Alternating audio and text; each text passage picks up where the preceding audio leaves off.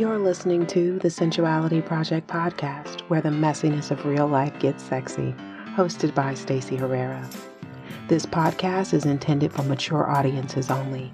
Episodes contain profane language and topics of a sexual nature that may not be suitable for children. Listener discretion is strongly advised. Welcome to the Sensuality Project podcast. I am your host, Stacey Herrera. Thank you for being here with me. I know that you could be any place else in the world, yet here you are, and I am feeling so fortunate to have you here. So this week, I am talking with JeTuan Jones. This conversation was so delicious. We talked about so many things. We talked about spirituality and metaphysical things. We talked about relationships. We talked about sex. We talked about sex work and sex abuse, like so many things. Like we really went through all the things. JeTuan is amazing. She has such a diverse background, and she just is really grounded and really down to earth. Even though she's a spiritual teacher, she's really grounded and down to earth. And we actually talk about like living in the upper chakras and the danger of doing that. But we also talk about like the deliciousness of self-pleasure and making time and space to be with you, even when you're partnered, even when you're married, like how important it is. So we talked about so many delicious, juicy things. This was my very first time ever talking to JeTuan on it live. Like we had communicated probably very briefly on the internet, but this was our first time having like a vocal conversation. And I felt like I knew her my whole life. If you don't already follow JeTuan on Facebook, I highly recommend it. Her posts are insightful and they are also the truth. Like she gives it to you straight, no chaser. She's funny, but she keeps it 100. Anyways, this was one of my favorite. I know I feel like all the conversations are my favorite, but this is definitely one of my favorites. And she was referred by Biba Atta because Biba's the most popular guest I've ever had, and she seems to come up in every single conversation. So Biba insisted that JeTuan and I sit down and talk, and as usual, she was not wrong. So I'm going to be quiet so that you can tune in. Okay, so what's your favorite time of the day to please yourself? Oh, that's a really good question. For me, it's the morning. Really? Why? Yeah, I give myself the beginning of my day. I almost feel, you know how other people like tithe their money? Like I tithe my time to me. And I just feel like I give myself the first part of my day to do whatever it is that I want to do. Look, I'm married, and I don't know how literal you mean the whole pleasing yourself and all of that stuff. I do it all after my husband leaves. It's all about me, and it's just me time. I love that. It sets the tone. Yeah. I love that. And I think that I love that you mentioned that you after your husband leaves, because I think so often married women or even just partnered women in general, we have a tendency to think that everything needs to revolve around our partners, and we stop, really putting ourselves as a focal point, which is a lot of the reason we burn out so much and so often. So true. And just feeling like you have to share everything and that you don't have a right to your own time and your own body, and to be able to enjoy all of these things without that person. And I've been there before, and I've seen how it can wear and tear on yourself, and it can wear and tear on your partner too. I'm a lot happier now. And I think that his interactions with me are a lot happier in the space I'm in now versus when I thought everything had to be about us, about him. It's too much to put on somebody. It really is. It really is. And I think that, well, I don't know whose idea it was in the first place. Like, I don't know who came up with the original idea that women should be in servitude, because that's what it feels like when we quarantine, our own needs in favor of making it about, our partners or everybody else, anybody else in our family. Yes, truth. Because then you're looking for them to give back something that it's just not fair. They never offered that to you, but because you've given it all away, Mm-hmm. you need other people to replenish you, and that's an unrealistic expectation I because you had it agree. already. Yep, I agree. Well, great answer. Look, good on you for taking your pleasure and making it like first thing in the morning. I am an early bird, but I rarely pleasure myself in the morning. Look, Okay. now I'm thinking, well, unless I wake up in the middle of the night and I can't go back to sleep. Yeah. But usually I tend to pleasure in the evening. Well, you know what? I take that back. The only time that I used to pleasure myself regularly in the morning was when I had my last job outside of my business. I was so miserable that I used masturbation just to really relax me so that I would be not as much of a bitch when I got to the office. Understood. So sometimes I would like get in the car and be pulling out the garage and I'll be like, wait a minute, I gotta go back upstairs right quick. Handle it real quick. Like, Yep. set the tone within your body. Those might be like, yeah, you got to change some things before you go out amongst the people. Yes. Yes. It was so bad that on the days when I didn't, ooh, it was just terrible. It was it was terrible. And I learned how to I got to a place where I was able to orgasm within less than 30 seconds because sometimes I would be that pressed for time that I learned how to really pleasure myself and hit the spot real quick. So that I could Yeah, be that's in the kind of how car. I am too. Yeah, it's just, a lot of practice. Yep. You got it down to a T. I know what I'm supposed to do to make it happen. This don't have to take all day. Right. Right. And Mhm. there's nothing wrong with a quickie for yourself. And that's not what it always needs to look like. But some days you up against the time and you need to get it done. That's real. Before I do some calls, some clients, some calls, I know I need to meet up with them for 5 minutes and I already have kind of zoned in on the energy and I'm like, you know what? Let me handle this real quick Mm-hmm. so that at least one of us can be in a good mood. I heard that. So what do you tell me? I know that you've got a strong metaphysical background. So tell me what your thoughts are in terms of like spirituality and sexuality and how they overlap. Oh, they go so hand in hand. For me, it's just, I'm an extremely sexual person. And I think that at one point in time, when I left religion and spirituality the way that I knew it, the way that I was taught, Mm-hmm. I grabbed a hold of sexuality in a way that was one, it was good for me. I enjoyed myself, but it also became very unhealthy.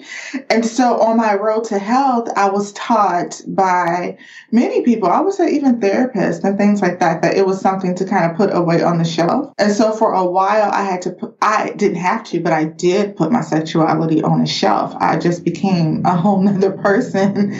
And when I just rediscovered spirituality in the way that really feels good and works for me, that's when I really rediscovered my sexuality. And I went back and grabbed all of those pieces that I left. And everything that I create comes from a very sexual place. It's it's where our creativity comes from. And so even Yes. if I'm creating a meditation that has absolutely nothing to do with sex, I still am able to tap into that energy.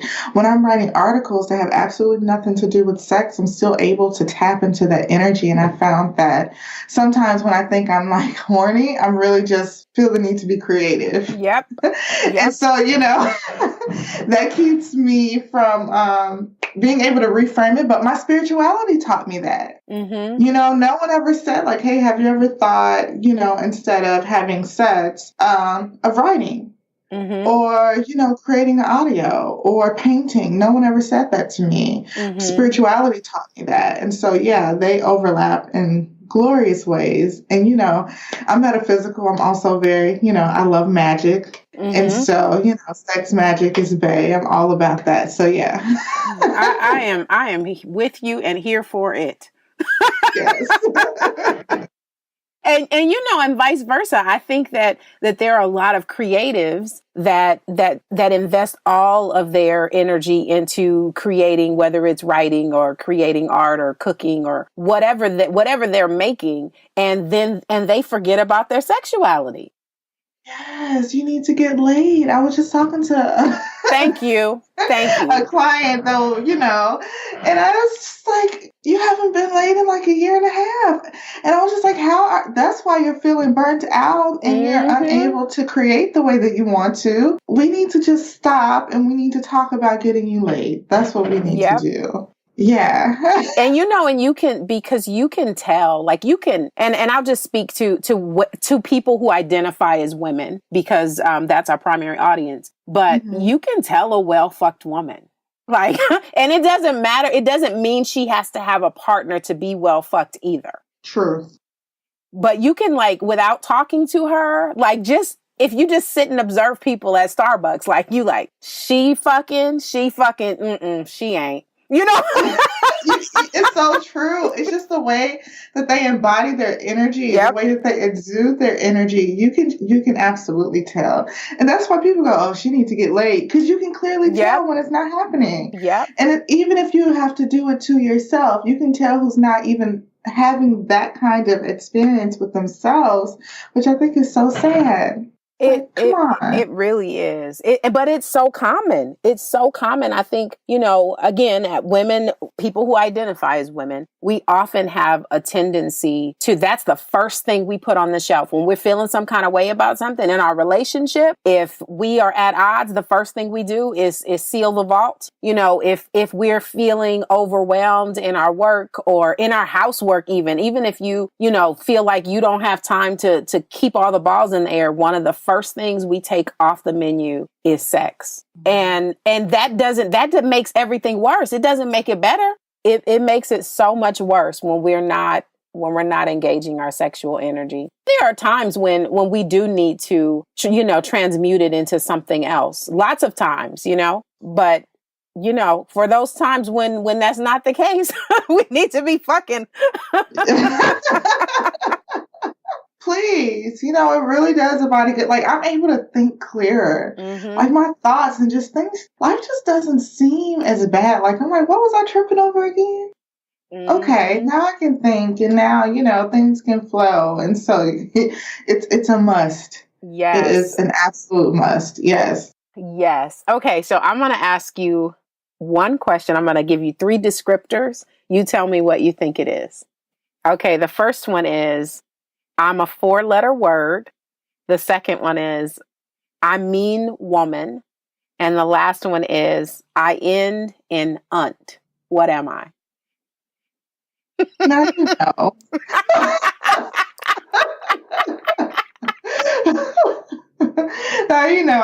Now the first thing that comes to mind is cunt. Right. Look, me too. Yeah. But, look, that ain't it though. I know. That's why I was like, this is a trap.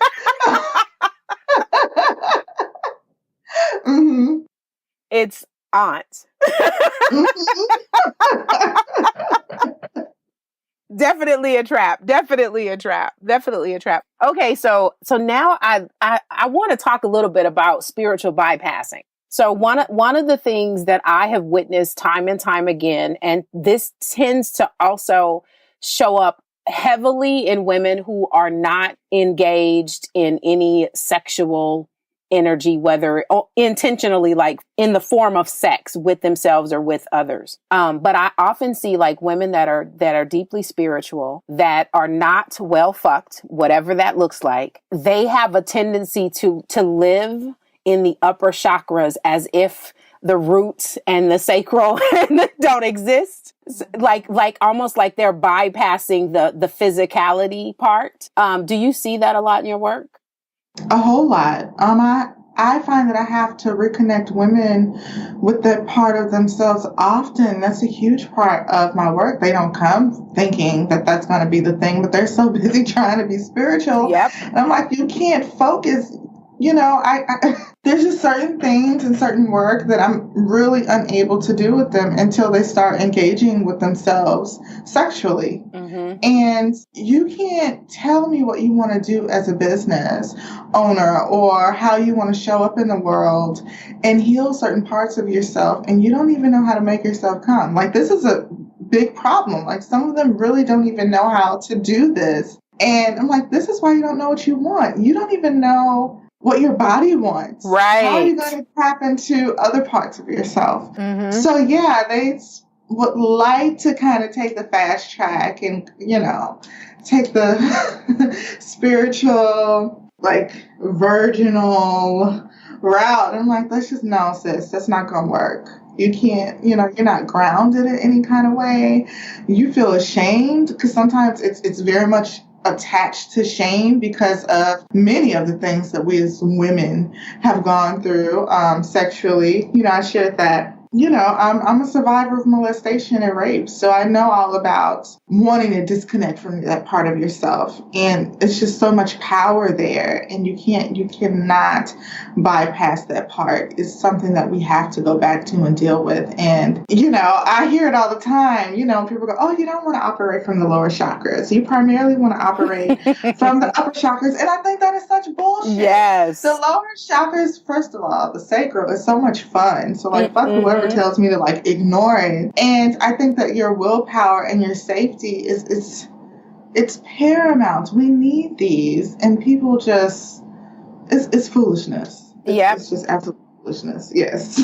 Well, and we know what happens if you have a helium balloon and you let it go. Like, like, that's what it's like living in the upper chakras. Like, you just untethered, and that can be a good thing until it ain't. Mm-hmm. I mean, and we are essentially souls having a physical experience, and so often, especially if there's any history of trauma, we want to disconnect from our bodies so much, as if you can't really have a spiritual experience without the body. Like, they go together. Like, everything this is an experiential life. Like, that's what we're doing here, and we came with this outfit. We don't get to leave with the outfit, which says something, but we come through in this suit. And we wear it for the duration. So we do need to be grounded in this physical world. And there's so much deliciousness here.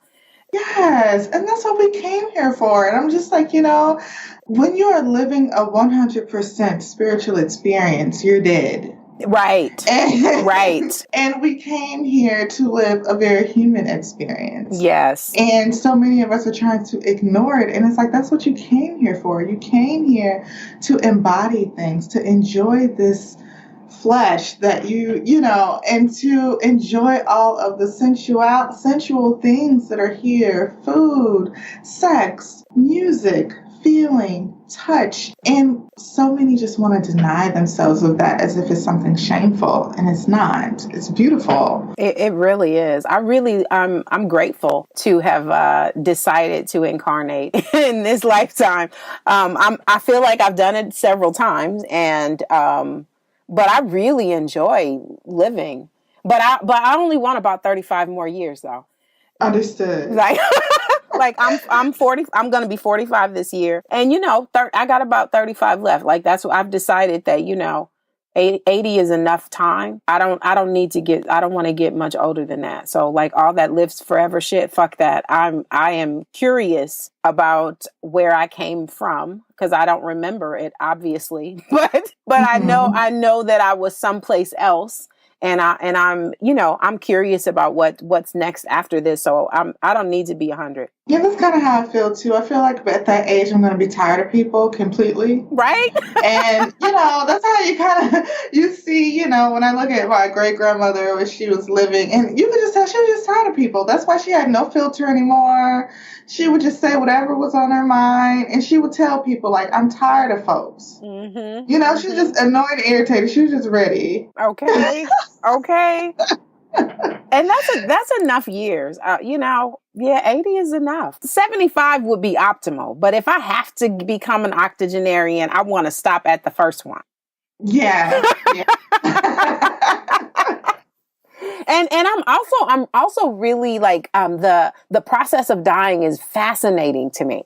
Like it's fascinating to me to watch like the identities fall away, where we're no longer living in the self-conscious space of feeling like we have to give two shits about how people are going to perceive us. And, watching the body return to go through all of the phases of the elements, like it's fascinating to me. So, I mean, I'm not ready to go through the process like today, but Right. Slow is cool. yeah, Slow is good. Yeah. I'm a patient woman. Like, yes, I am patient, but yeah, everything about like this physical experience is amazing. And yeah, I don't know. I really enjoy it. And every day I have some new experience that reminds me of why I must have chosen to do it. Yes, I love that. I was just talking to somebody about that more in the realm of, I deal with anxiety and depression. And that's why, I've gone to see therapists and all of that stuff. But for me, a lot of it didn't work because no one ever just said, hey, let's stop becoming obsessed with trying to get rid of these feelings and let's dive into what they may have to offer.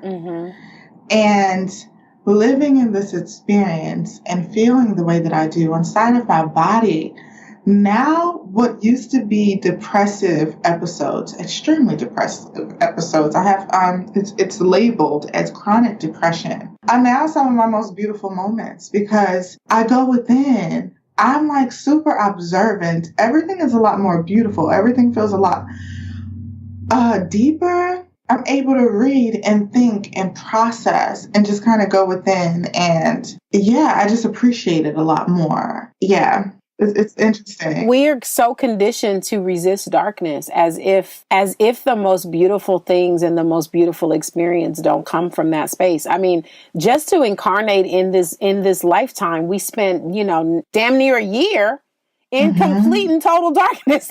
I mean, the lotus flower is probably the most common, example of that. But like human life is the best example of that. Like the darkness is necessary. There's a reason that, the sun gives us the illusion of disappearing every day, because all the growth and healing things mostly happen in the dark. There are not very many things that happen in the light. Talk that talk. Yes.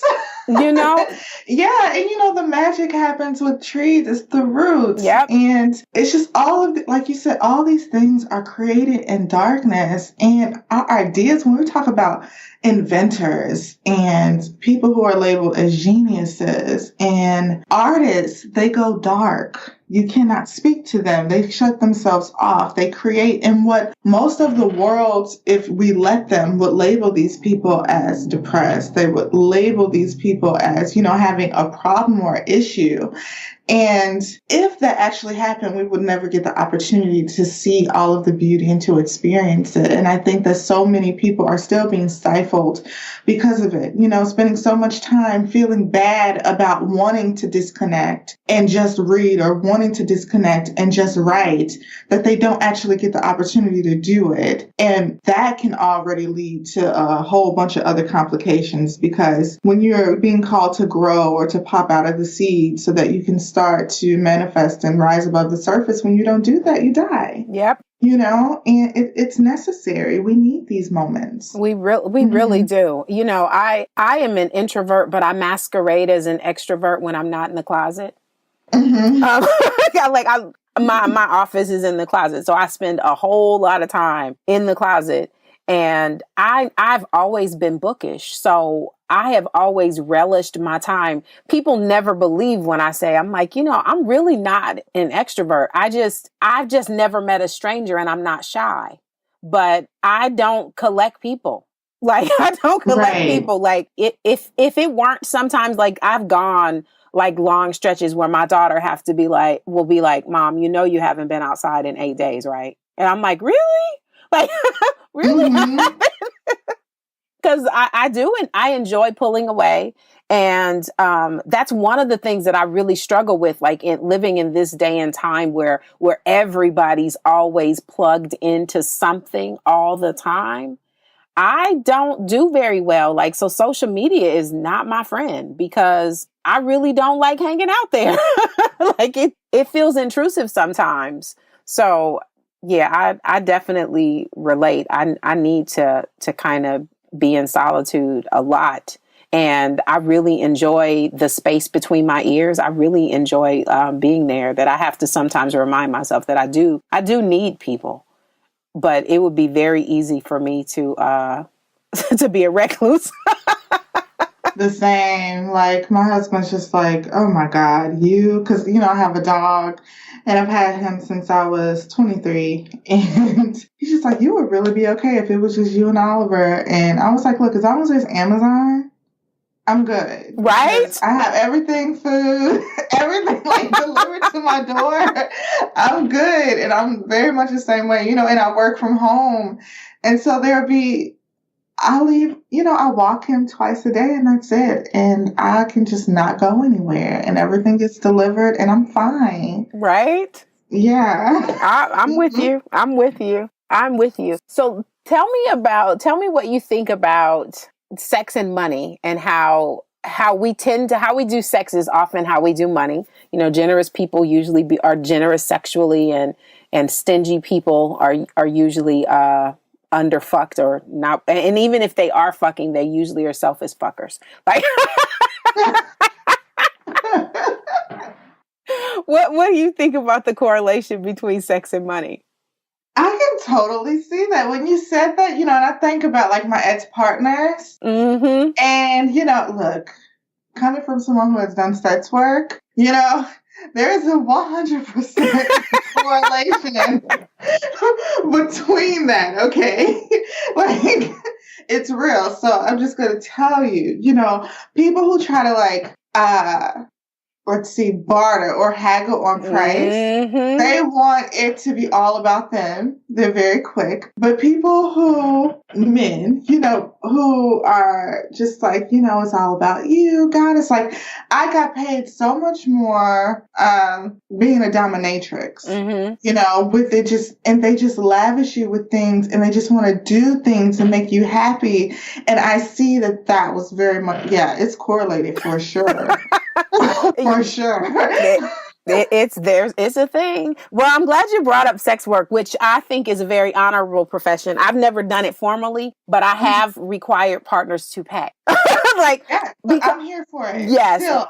Mm-hmm. And sometimes even in relationships, especially if you're in a not so great patch, like sometimes making it transactional is how you can get through the rough patch. So I think that like sex work is a very honorable profession. It makes me upset the way that people judge it. Again, like even if someone isn't paying you cash and that's not your job, sex ain't never free. It is never free. There's always some kind of exchange happening. Absolutely. Absolutely. Energy, things, gifts, time, you're paying something. There's some kind of transaction that is occurring, and where it's something that I used to do and I don't necessarily do it anymore. I'll be honest, I only don't do it anymore because I'm married. Mm-hmm. It's absolutely something that I would return to even in this healthier mental state, because now I do it without guilt, and this right. I know what I want, I know what I require, and I feel good about it. So yeah, I'm all for it. I think it's honorable too. So yeah. How did you decide to get into it? Was it when you did it? Was it because you mentioned that you now are in a more wholesome place, or did you do it as a result of the trauma? Like, was it one of the ways you numbed out? Yeah, I had a sex addiction, and and then I was broke because I was like in college. I was poor, and I was like, hey, right? 2 birds, 1 stone. Let's make it happen. So they just kind of overlapped, and I found myself, because at first it was just, it was regular sex work. And then when I found the dominatrix, thing, I just found my thing and I fell in love with it. And I still say a lot of the lessons that I learned there, I carry them over into my life now. And a lot of my relationships still reflect that dynamic. Mm-hmm. It's just not a sexual component. But I started it from an unhealthy space, but I don't think what I was doing was wrong now. Mm-hmm. I just wish that when I started it, if I had started it from a healthier frame of mind, I think I could have enjoyed it a lot more. Mm-hmm. So yeah. Mm-hmm. Do you find that your clients at the time did you feel like the majority of the people there were in a healthy place of being able to honor what they liked, or did you see a lot more shame in feeling like they needed to, because the people that I know, when I know a few in my own personal life that like that dynamic, there tends to be a huge amount of shame around what they like. Like people with extreme kinks, it's kind of like they have a hard time really accepting that part of themselves. Yes, that's definitely the case. A lot of them do feel, I've had some who just don't care. They just, they enjoy it and they're very open, but those are kind of few and far between. A lot of them, like, they enter into the whole submissive space, the slave space, because they kind of enjoy the illusion of no longer having control. So it's kind of like, I'm doing this because you said it, so it's no longer kind of on them, and they're coming to you for permission to play out these kinks and the things that they have going on in their head. So yeah, it's a lot of times it comes from that shame, but you know what? That shame is also a kink within itself too. Like, they love the humiliation that comes along with it. So yeah. Yeah, shame is it's such a dynamic, a dynamic thing, because it's the only emotion that has a photographic memory. Like you can remember everything about an experience that caused you to feel shame. And I think that, when there's a sexual component to it, I think that where a lot of people struggle is if the shame was born of a sexual experience that was inappropriate, then shame is intensified by then experiencing pleasure as a result of something that shouldn't have happened to you.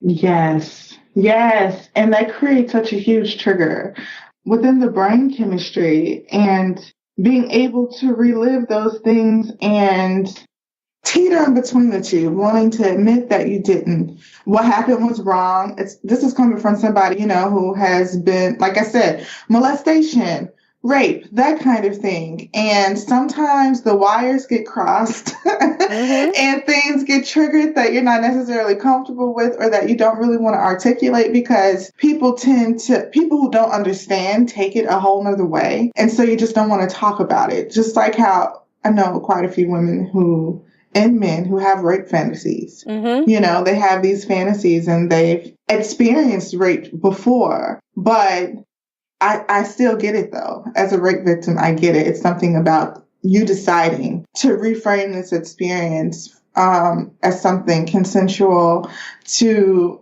it can get, there's so much to explore there. Yeah, for sure. Yeah, I've been raped twice. Both times though were with people that I knew. One of the times was I was in a relationship with the person, and what my challenge was in both situations. The first time I didn't even realize it. I didn't even language it as rape for 20 years. And it wasn't until I was in therapy, and I can't even remember like why it came up in conversation. And I remember my therapist getting this look on her face, and I was so fucking confused because I did not understand. And she was like, Stacey, do you realize that you were raped? I had no fucking clue.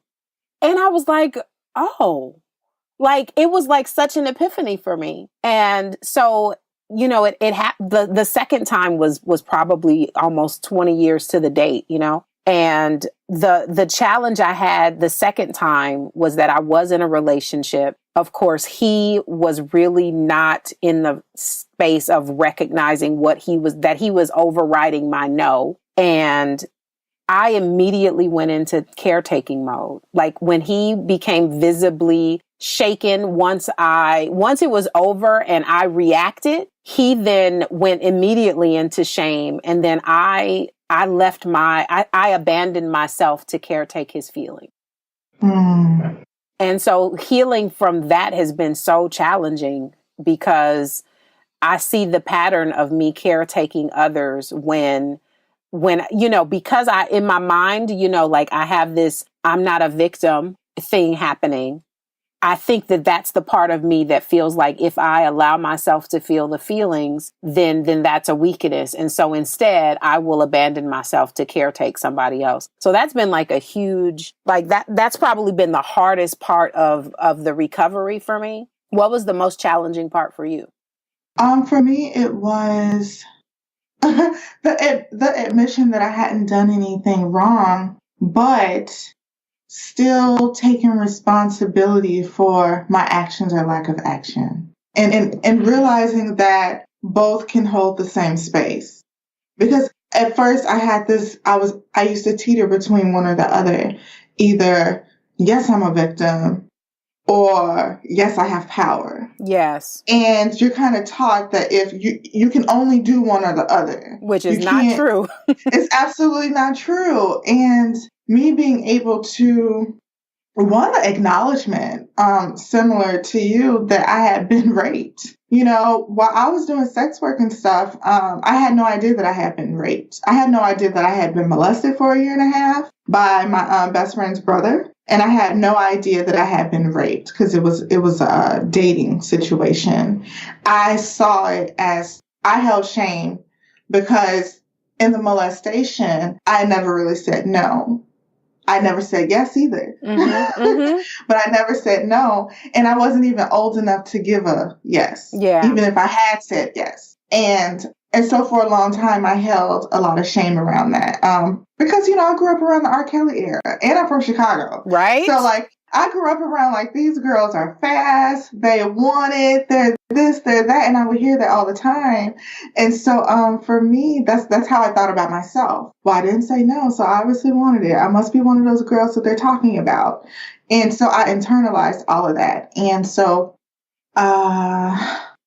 getting to the point where I could say what they did was fucked up. Right. I'm not a victim, but I was victimized. Yes. And I now getting the power to take my no back, getting the power to see situations for what they are and do some due diligence beforehand to not put myself in those situations, because the truth is that I could have avoided them. And I think being able to articulate that, people have told me that I was shaming myself by being honest about these things. And people are like, oh my God, that's victim blaming. And I'm like, no, can I hold my truth? Right. Can I say how I feel about me, about how if I knew that I had a right to my no, if I had actually told my mother some things, if I would have spoken up, I completely forgive myself because I feel like I did the best that I could with what I knew, but now I know better.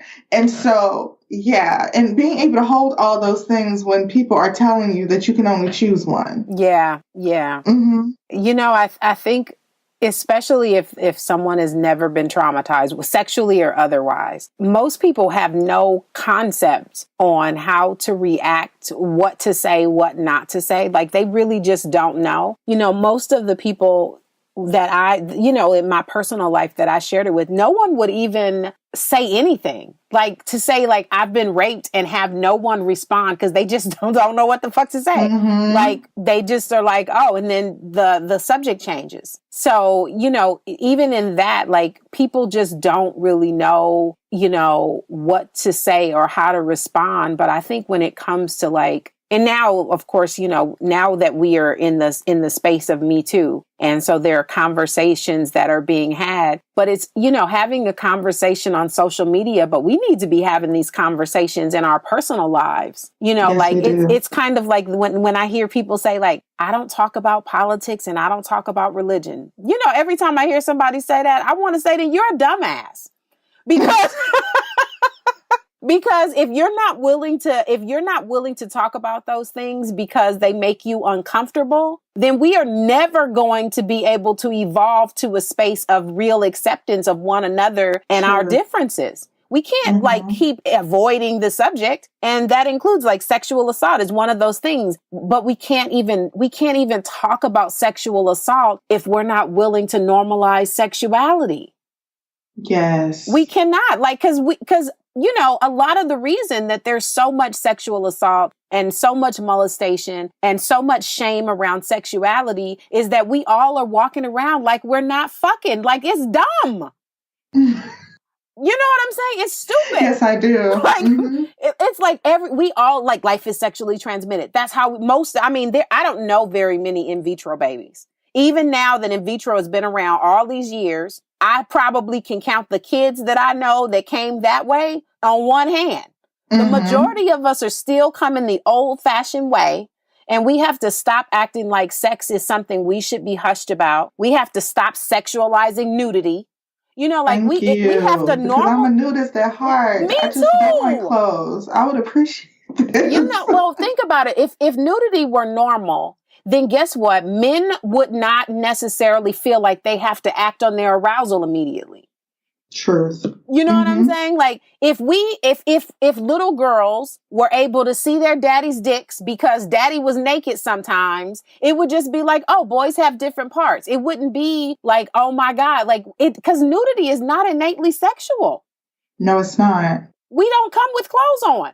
Like we don't fucking come with clothes on. Nudity is not sexual, not innately. Now, can it be sexual? Yes. But is it just sexual? No. But the minute we start telling our kids that they have to cover up and they need to hide and we need to hide ourselves from our children or from one another, the only reason we're doing that is because we're sexualizing it.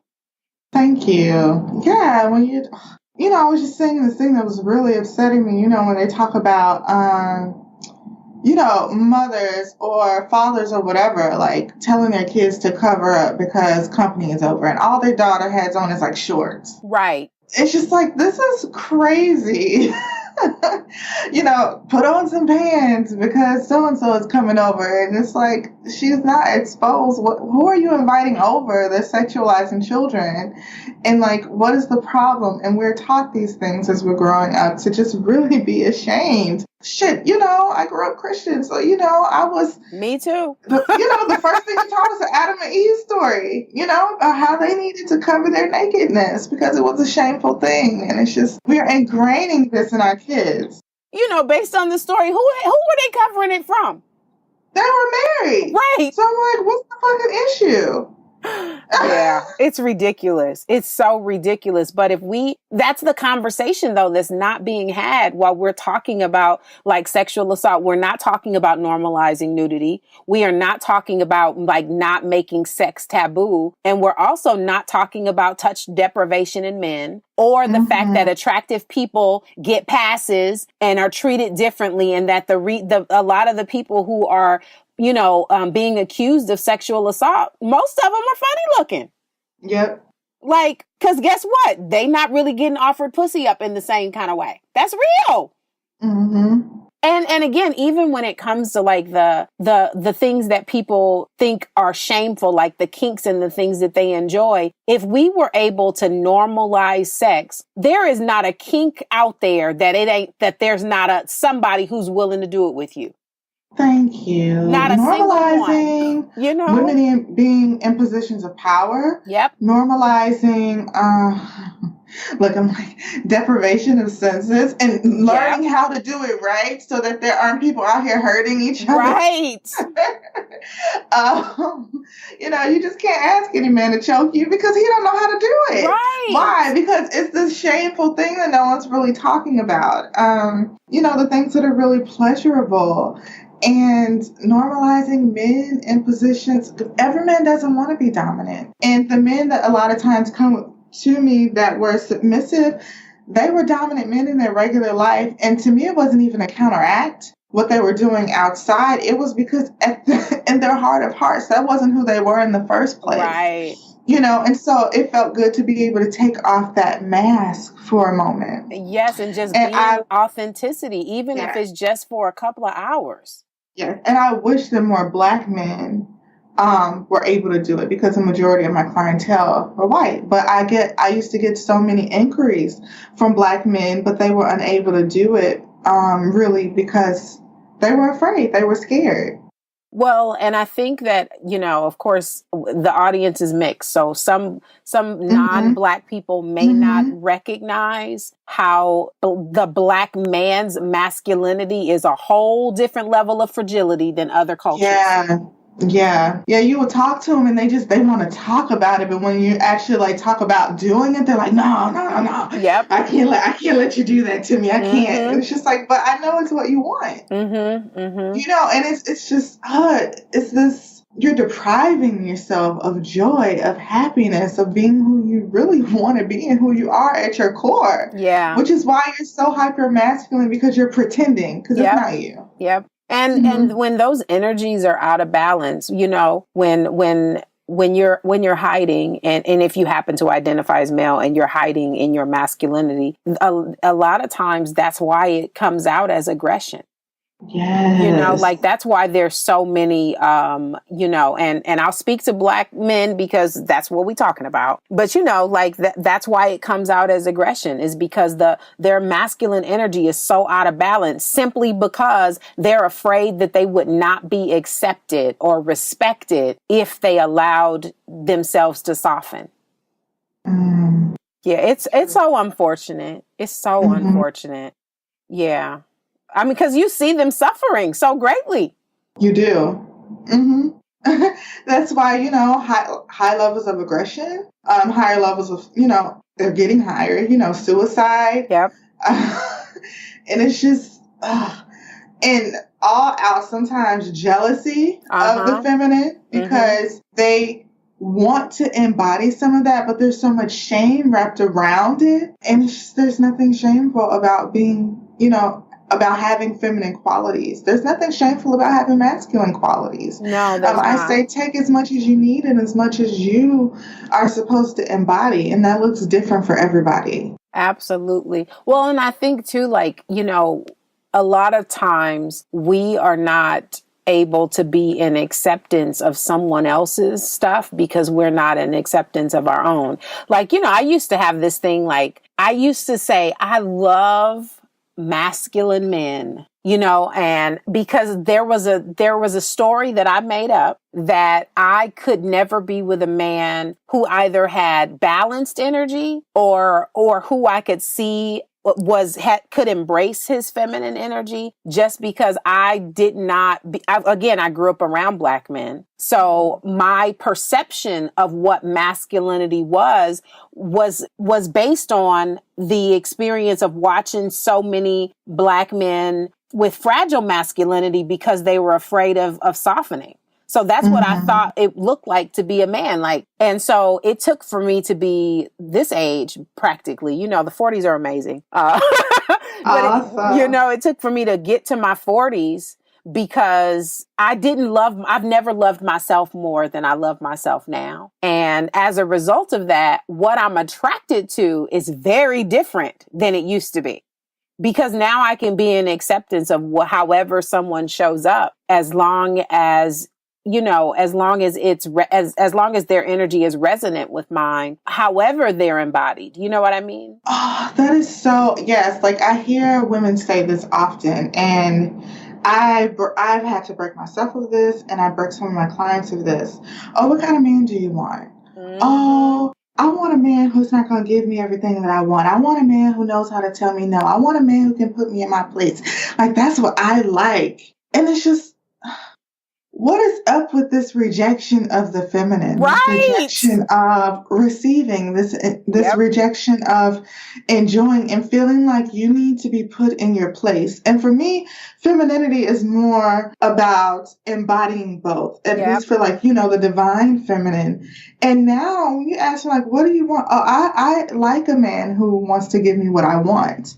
I like a man who wants to make me happy. I like a man who's willing to bend over backwards to make things happen for me, and is coming from a place of security. Yes. And him enjoying me, and him witnessing me, and him holding space for me. And we've been taught to really disconnect ourselves from that. And it's like, you want a partner that's an asshole? Right. Who doesn't want to make you happy? That's what you want? You know what though? I'm glad you're speaking to this, because I have been over the last couple of weeks, I have like been privy to witnessing like several relationship dynamics, you know, outside of me, like watching, you know, friends and clients and people like really going through it in relationships. Mm-hmm. And so, but every single instance, I thought she is having the exact relationship that she wants, regardless of what her mouth is saying. I want this, and that. If you didn't want it, you wouldn't be in it. Yes. And if what you want isn't showing up, then that means you're not in alignment.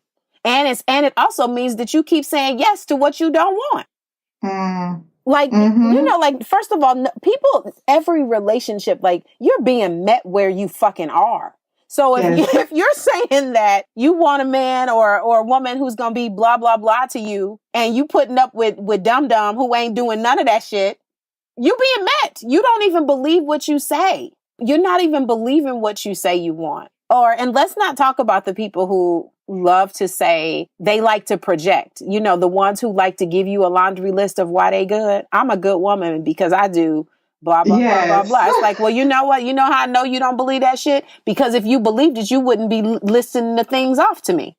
Because when you know you good, first of all, I don't need to give you a speech about my great qualities, because I do not need to validate what I've already confirmed. Hello. You know, like, I don't need to do that. So either you are going to witness those qualities, you're going to experience them in me. I don't need to give you my resume. You know, like. No, that's real. Yeah, I'm not trying to convince you or myself. I know that I'm amazing. And either you're going to come and experience this with me, or you're going to move the fuck back. People treat, and it's just true. People treat you how you treat you. Yep. I personally I'm not an organized person. I'm a typically junky creative. I'm working on it. I'm with you. You know, I'm working on doing better. But when I go to my mother-in-law's house, my mother-in-law is a neat freak. So I don't treat her shit the way I treat my shit. Right. Actually, when I see shit in her house that's on the floor, you know, I'll pick it up. I'll go out of my way to pick it up. Why? I treat her shit the way she treats it. Right. Look, I'm with you. My mother is the neat freak. So I hear you. Like, my house do not look like my mother's house, but when I stay over there, just like you, like, I'm not leaving shit strewn all over the place. You know, I make sure that ain't no dishes in the sink, because that's how she likes it. Now, you know, dishes can rest overnight over here, though. Same. Like, I'll be like washing her dishes, and I got a sink full of them at home. I'm like, what is this? Yeah. But I hurry up, get my ass up. I'm like, I got you. Don't worry about it, because I want to treat her the way that she treats her. Exactly. And it's just an innate thing. And so when you constantly encounter, you go, why are people treating me like this? Why do people always do this to me? Why is it? It's time to take a look within. Right. That it ain't never about them. It's you. Because you're the only one showing up to every party. Everywhere you go, there you are. That's the common denominator. I'm like, you know, and they're like, oh, I just feel like I'm getting people. I feel like I'm getting other people's partners ready for them. No. Oh, you know what? They just treated you how you allowed it, and then they met somebody else who had a higher standard, and they met the mark. Well, I'm glad that you said that. I literally was just having this conversation yesterday. And I have a history of having partners that love to sing my praises to the next woman. And what I found is that I wasn't requiring someone to be an emotional equal to me. because I was used to emotional unavailability because that was familiar to me. Look, and I can smell an emotionally unavailable man from a mile away and I will fall in love fast. Like, So good. I'll fall in love as soon as I see him. Oh my God. You know, like as soon as right. I love it. Yeah. That's me all day, every day. But because of that, I wasn't ever getting in relationships with people that were my emotional equal. And that was the reason that they would get all this prep, you know, and they now they're nice and polished for the next woman. But like, I am so uninterested. Like, I was having the conversation about, one of my friends said that, you know, well, if you bring something to a relationship and the man becomes better and he ends up with somebody else, that maybe that's one of the, like, you shouldn't, maybe that's like one of the real essences of sisterhood is raising up somebody for somebody else. I was like, no. Oh, look, I'm like, that's sweet and all, but I'm not about that life. Right.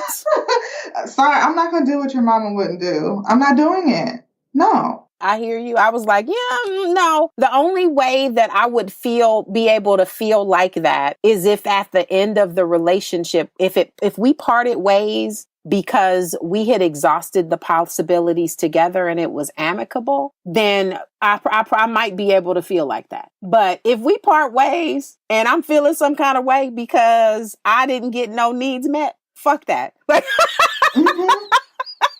I'm not here for, I've done it too many times. And, you know, never thinking that that's what I was doing at the time. It's after the relationship is over. And then, you know, now all of a sudden your next girl either hates me because you won't stop telling her how great I am, or she thinks that I'm a fucking celebrity and she damn near want my autograph. You know what I mean? Mm-hmm. One of the two. But I am so not here for that shit anymore. I get it. Because, I mean, a lot of men, they champion their mamas, but they don't respect her. Right. They come up missing when she's sick. Thank you. They like, you know. Yeah, you're right. A word of praise is really not the measure of how things actually are going, you know, and that we really have to start to keep something for ourselves and they can keep their fucking praise. Like, stop selling yourself out. And I've had to learn that. I mean, even within my marriage, I mean, because we've been together for 10 years now and we've gone through so many ups and downs and changes. And I've had to learn so many lessons and apply them within the same relationship. Yeah. And eventually you just have to get to the point where I'm not your mom. Right. You're right. Yeah. Well, look, as a trying to be reformed emotional load carrier, right? And because that's the thing that I've done in almost all of my relationships is because the person comes to me damn near an emotional invalid, you know, mm-hmm. I am then carrying the emotional load and I am just so not here for that shit anymore. But what do you think, like, in terms, like hypothetically, you're in a relationship with somebody that has an emotional deficit and you are committed to not being complicit in his mediocrity. Like, mm-hmm. At what point do you decide this is too much? Or, you know, I should invest and not take because sometimes we want the fastest thing to do is walk away. But it can be a really thin line. And I either see people who abandon shit before trying to seal the holes, right? Or the ship is fucking going down and they refuse to get out. Yeah. I think I know that one thing that I've had to do is stop setting other people's boundaries for them. Right. Give my husband permission to have his own experiences, to have his own fuck ups, to have his own dark moments. And stop, like, trying to crawl in the hole with him and, like, drag him out. Right. Like, stop. Like, he didn't even ask for your ass. He didn't even ask for company. Like, why are you doing this? Why do you do this? And then when you do, you get so upset and frustrated with him. And then now he's pissed because the truth is that he never asked for that. Mm-hmm. And so I learned to stop giving of myself in certain situations when it's really not asked for and it's not necessary and you really aren't doing that person any favors. And so now I'm having my own experience. He's having his own experience, and we are enjoying this experience together. Yeah. And giving him permission to have his dark moments as he gives me permission to have my own, because, I'm depression and anxiety. I'm not easy to be with. Right. Like it's not by a long shot. And the reverse has happened too. And so he went from trying to crawl into the hole with me and pull me out. And it's like, can you just leave me be? And now he knows how to just give me my space and let me go through it. Like, I don't need you over here trying to fix everything for me. Mm-hmm. I don't. You're not my dad. You're my husband. Look, yep, you're right. And so at this point, everybody has a different threshold and a different kind of experience that they want to embody. And so for me, I feel like I'm in it because I love my husband, and right now I ain't done.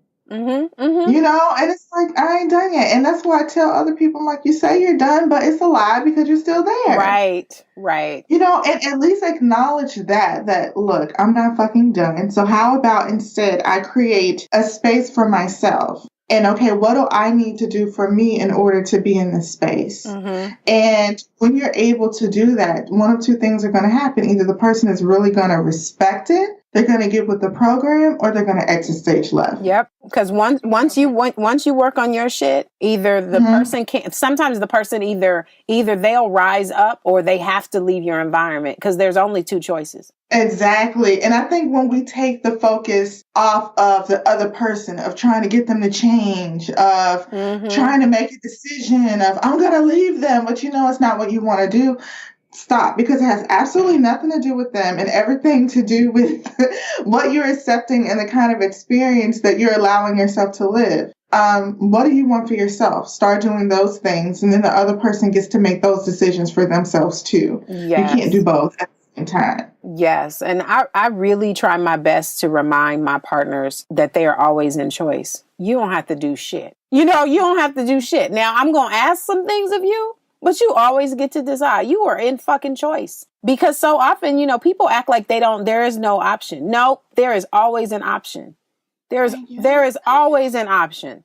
I just fell in love and I don't know. And I'm like, no, I tell my husband, I choose you. Yes. I love you, but you're my choice. Right. I'm here because I want to be, not because there's some emotional foothold and I just can't seem to get away. No, I can walk away whenever I fucking feel like it. But I choose to be here. Yes. And choosing someone is a lot more expansive than just saying that you love them. It's kind of like respect. Like, respect is more important than love. Like, building a relationship on love is just not wise. Like, it's too fluid. It's too fluid. Respect is a lot more solid. It doesn't change. Like, if you don't respect somebody, see how long you love them. Not that long. But if you respect them, respect is a lot more concrete. And if you can respect somebody, you really, as long as respect is still in the relationship, I think that every relationship is viable. It doesn't mean the relationship doesn't change. It doesn't mean staying together even, because sometimes the relationship in that dynamic expires. But if there's respect, if it can transition into something new and different, if that's what it's supposed to be. But if there's no respect, those are the people who can't stand aside of each other. Never again. Thank you. And I've just learned not to hold on so tightly. And I talk about marriage so candidly, and people are just like, oh my God, like, how can you say that you're married? It is what it is. And once I started embodying my marriage, my relationship with him in this way, I found that I like him more. Yep. I make him a lot less responsible for my happiness. Thank you. Yes. And I'm just like, it's choice. And stop feeling like you're trapped, because you're not. You can walk away whenever you want. Whenever you want to. Well, and but again, like, just like you said, like, the most important thing to do in any dynamic is your own work. When someone asked me not too long ago, like, she was having issues with her boyfriend, like, what can I do? Do your work. Thank you. Like, And not stop worrying about him. right. Do your fucking work. If you want the dynamic of your relationship to change, do your work. If you want him to communicate more, do your work. If you want, Emotional integrity. Like, there are times where I know my husband is not going to apologize to me because he's stubborn and he's a Scorpio. An apology ain't never coming. Right. Period. But I know that what I did wrong. Yep. And so what I will do is I'll just come and I'll apologize. Why? Because I need to operate in emotional integrity. It has absolutely nothing to do with him. Right. And when I do that, I notice that my relationship gets better because I'm taking personal responsibility. I'm not coming pointing a finger. You. Like, you ain't gonna get shit you want like that ever. No, ever. Mm-hmm. Well, and I think too, like, of course, it helps when both people are committed to being the best versions of themselves for themselves, so that they can be better in the relationship. And it is very hard to be, it's hard to do the work on yourself when you're doing the work on yourself and the other person isn't doing anything. Eventually, what that's telling you is that relationship is gone as far as it can go. Yeah, and the same thing. Either they're going to eliminate themselves or they're going to get right. Yep. You know, my husband, he might not say I'm sorry, but he'll show it. Right. And I'm more of an action person anyway. It's when you don't do it again. Yeah. It's, when you make good on the promise this time and just noticing those changes and stop deciding how they should do their work. Thank you. Your opinions are irrelevant in somebody else's work. Mm-hmm. And I got a lot of opinions, but it's like, just because that's what I think doesn't mean that that's what's right for your life. Mm-hmm. And what I think is the best thing doesn't mean that that's your best. Like, I don't get to decide what your best is. Yes. Well, I mean, we good at doing that, though. I know I've been guilty. Like, I have had to apologize. Like, you know what? I am sorry because I continued to ask you for more than you were capable of giving me. Yes, more than what your consciousness is capable of. They ain't got it. Right. And we just keep asking for it. And they're like, what are you talking about? I don't even know what that is. If you got $5 in the bank, don't go to the ATM trying to get 20 out. You won't have it. But we do it all the time. Mm-hmm. We do it all the time. We continuously ask someone to give what they don't have. And then we mad at them. Like, you can't be mad at the bank because you only got $5. Like, you the fool sitting there eating an orange mad because it ain't an apple. Right. Bitch. And either enjoy what you have or go get what you want. Thank you. Yes. I just wrote a newsletter this past Sunday where I was talking about, I said, I had a relationship where I was asking for these things and he just didn't have it. And it was like I was going to In-N-Out trying to order a taco. It's a fucking burger joint where I'm like, I'd like to have 2 tacos with extra cheese and cilantro and onions. And they're like, ma'am, we don't sell tacos. Right. And I'm like, and I'd like rice and beans with that too, please. And they're like, huh?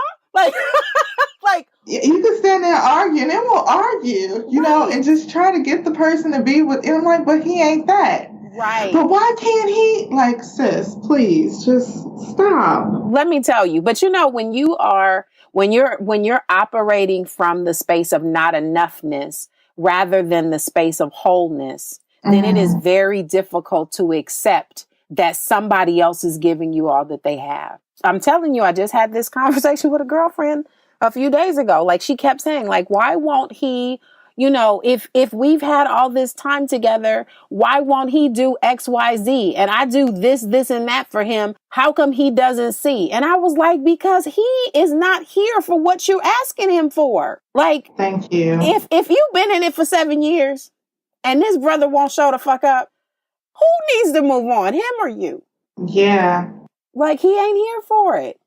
But when you don't feel like you're good enough, then you never know when enough is enough. Yeah, and you just keep placing your worth on this one person and what they have to give. And just like I was talking to somebody about something similar, placing your worth and your value, like, oh, this person, hasn't had sex with me in X amount of months. Is it me? What's wrong with me? I'm like, do you know how many men and women would take you down? Right. Like, if you... Right. Like, it's not you. It's not a worth issue in terms of, who you are and your divine nature and how amazing you are. It's more about a perceived value, how you see yourself. So yeah. That you're saying that just makes me think about why there's a struggle, like in business, when people do pay what you want pricing, how in theory, it seems like you would get a whole bunch of sales because that means that everybody could pay exactly what they can afford. But typically, the sales are lower because what you're asking them to do is give your product value. Yes. And that's the reason that I'm like, it seems like a great concept, but it's kind of like, the Cheesecake Factory menu. It's just too many fucking items. It doesn't make you feel free. It makes you feel paralyzed. It really does. It's like, this is too many options. Yes. Like, can you just leave my Louisiana chicken pasta. Right. And I don't give a fuck about it. That's why when I go places and I find something, I'm like, this is what I want. Yep. Period. Because everything else is just fucking overwhelming. Yep. And stop doing that to clients. Yep. Too much choice is not good. It's not a good thing. There's a reason that there's like the companies that have a really small menu. Do you guys have In-N-Out? We don't. Well, In-N-Out is like this. It started here in California. I know it's in a couple of other states, but they probably are more, on the West Coast. But anyways, it's this burger place that was opened like by a family like in the 50s. They only sell, and the menu has never changed. They sell a cheeseburger, a hamburger, and a double, which is, double meat, double cheese. They sell fries, they sell shakes, and they sell soda. That's all. The menu has never changed. Now, there is a secret menu, but you have to be a frequent customer because they don't advertise the secret menu. So like you can go and say like, I'd like to have my burger animal style, which means that's extra sauce with pickles. But if you aren't an In-N-Out customer, you don't know animal style or protein style means no bun. But the menu, the base menu is exactly the fucking same. So while all these other fast food chains, have struggled over the years, because they've been in competition with like Wendy's and McDonald's and Burger King and all these different fast food Taco places. Bell got fries. I said, what is this? What the fuck, right? Foolishness. I saw nacho fries. What the hell is that? Like, just stop. But like In-N-Out, what they have a very high retention rate with their employees. The line is always, any time of the day, the line is always fucking long. The drive-through line is always wrapping around the corner. They grew slowly. So for a long time, it was only like a handful of stores, so they were very intentional about slow growth. They pay all of their employees have always been paid above minimum wage. The meat is never frozen. All the produce is fresh, but mostly the menu is the fucking same. They're not over there trying to make tacos. They're a burger place. They're not making nacho fries. Yeah.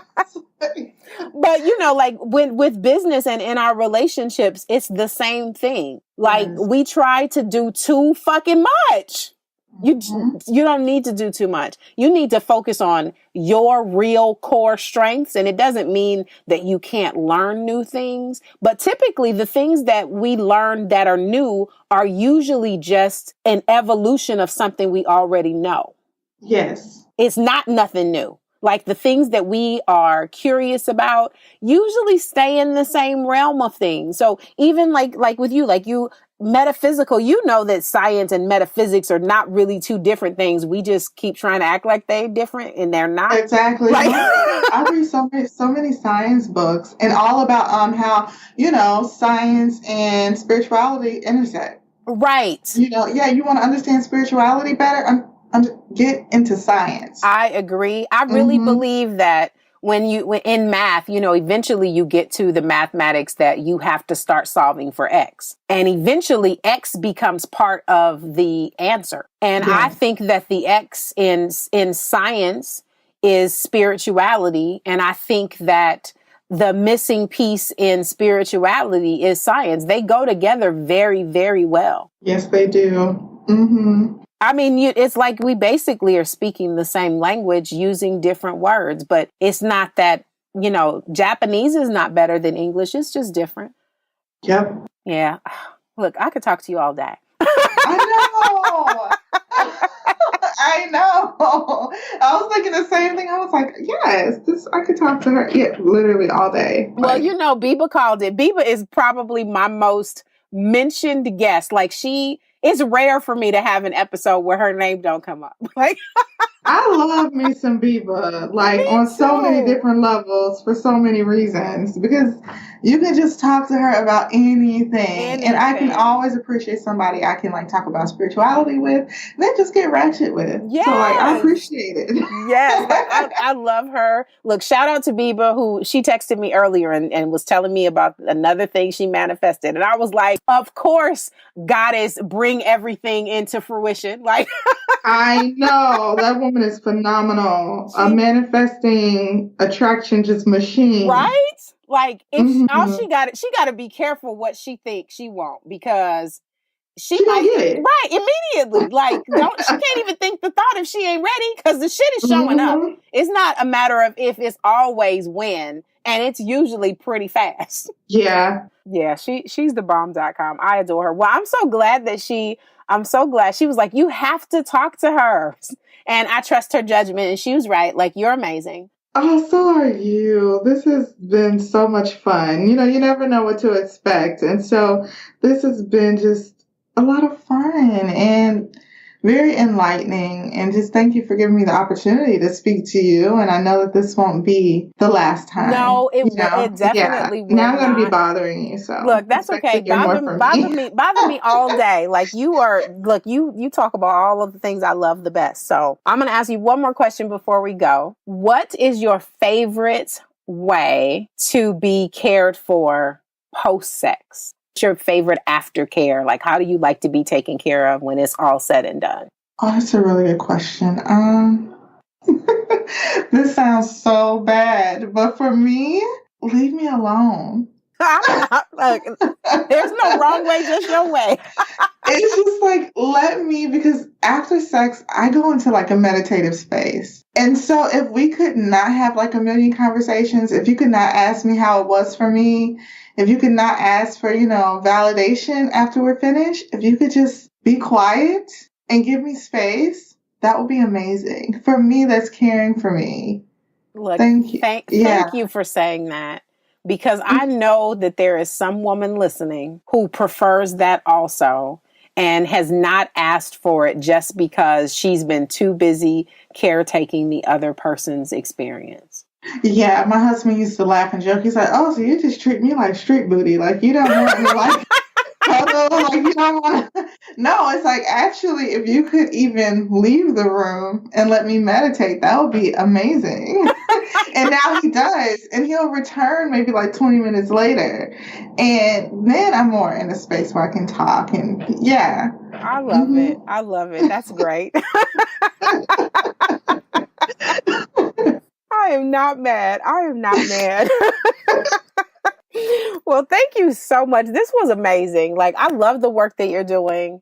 And I'm so grateful that you are, because your face, I don't go on Facebook as often as I used to, but your Facebook posts are real. And I love that. Oh, thank you. I love when you start telling people, when the people that's getting on your nerves. I love that shit.